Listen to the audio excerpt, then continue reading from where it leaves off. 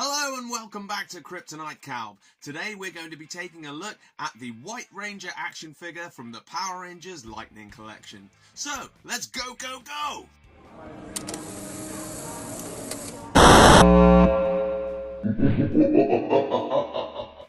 In my last video, I did a quick bit of backstory about Tommy Oliver and how he was turned evil by Rita Repulsa and used as a villain to fight the Mighty Morphin Power Rangers. He then turned back to the side of good, and he continued on fighting alongside the Rangers for the rest of Season 1, and the beginning of Season 2, he started to lose his powers. It seemed that he was going to be completely stricken of his powers, and that would be the end of that character's story arc, and he would never be seen again. This didn't exactly go down well for fans, and according to JDF on some of his Comic-Con panels, he has talked quite humbly at how he had phone calls and was sent letters about children who flat out refused to eat or go to school or even sleep due to the trauma of losing their favourite Ranger. This then led Saban to contact Jason David Frank and basically insist that he return again in a more substantial role. He would then be turned in to the new Ranger that Zordon was creating for the team, the White Ranger.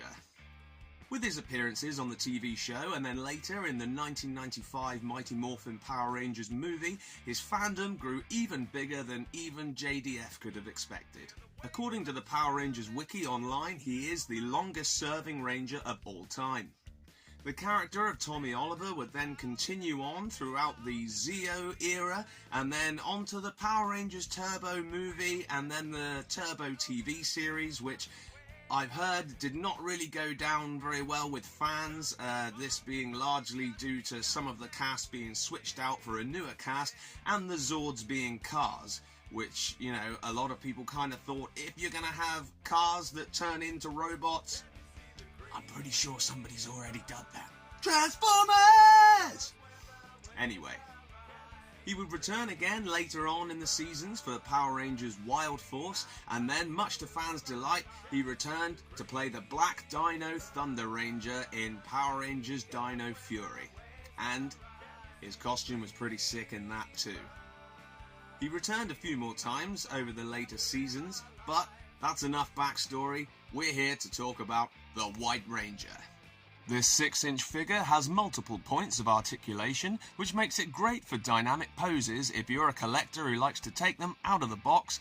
I personally prefer to keep them in the box as I feel the figure is more protected, as I have a habit, like I said in my last video, of dragging loose figures off the shelf with my hair and damaging them. Not a problem with this figure, as quite disappointingly there is a massive spill of gold paint right across the left side of his shield. I was pretty annoyed at this when it first arrived in the mail, considering the price I paid for it. It's frustrating that factory errors like this are allowed to go out, but to be honest, I'm such a nerd, I would rather have a damaged White Ranger figure than none at all. This figure, much like the Green Ranger figure, comes with a spare head that can be swapped, so you can choose to have the helmet on or off, depending on your own preference. The spare head has Tommy's awesome ponytail, which I was always jealous of as a youth, and one of the reasons I refused to have short hair in my adult life.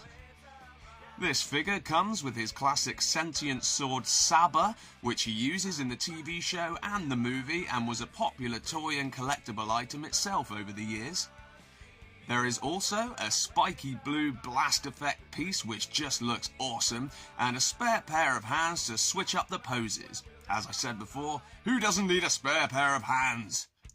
I've got to say, I love the box art on this piece with its bold orangey gold artwork on the front and sides, and the window box allowing you to see your figure without ever having to open the box, if that's your preference, and a sick picture on the back of the figure in all of its glory.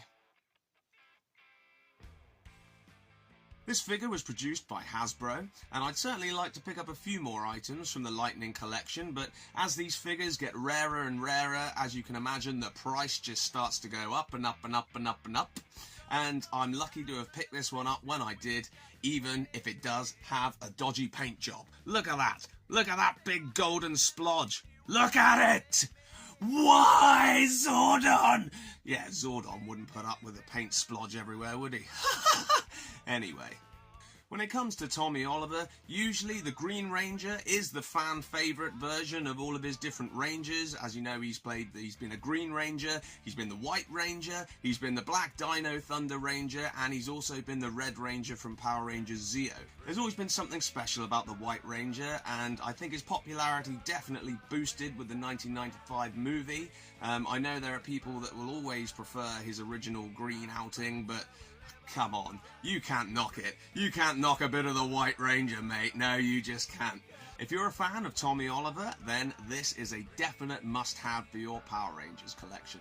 I currently only own 3 figures from the Lightning collection, and all 3 of them are Tommy Oliver. We've got the Green Ranger, we've got the White Ranger, and Lord Draken, which I'll get into in the next episode. Apart from the aforementioned paint splodge all over his shield, there isn't really a great deal negative I can say about this figure. It looks great. I imagine if I took it out of the box, which I won't, it would look great on my shelf, but personally I like it in its own little perfect little contained, it's like a little display box all of itself, you know, stops it getting damaged, stops it getting dusty, stops me stepping on it. It's just perfect. It's everything I need, and I personally prefer it to some of the more updated versions, which I mentioned in my last video, that they try and make the box art look better, but I'm pretty sure in some of those cases they took away the window box, meaning you've actually got to break the seal and take it out of its packaging, which if you're somebody who, you know, appreciates the value, or you think maybe one day you might like to leave your collection to family members or sell it on to try and make a few quid, then that's the sort of thing that's just going to annoy you. Once you've broken that seal, that's it. The value decreases. I think I should be keeping this one in the box. As I mentioned in my last video, Tommy Oliver is my favourite Power Rangers character, and I thought I would be content just collecting the Green Ranger figure, but once I went online and purchased the Lord Draken, it just didn't feel right not having the White Ranger in there. So now they all line up next to each other, and it just looks chef's kiss. It's brilliant. This is a great collection. I'd like to start trying to pick up a few more items, but like I say, they're getting rarer and rarer and more expensive. But it is what it is. I'm lucky to have the ones I've got. I'm very appreciative to have any toys at all, let alone as many as I've got on the wall behind me, as you can see. So next episode, we'll be getting into the Lord Draken figure, which equally looks as impressive as this one does, and I can't wait to get into it and show you all what it's like. And there it is. Thanks very much again for tuning in to Kryptonite-Calv. I've been Calvin. I've been happy to review this amazing White Ranger figure, and next episode we'll be getting into the Lord Draken from the Lightning collection. Don't forget to smash that like button, and please subscribe if you do like the content I'm putting out there. It will really help my channel, and I look forward to seeing you next time. Go White Ranger! Go, go, go!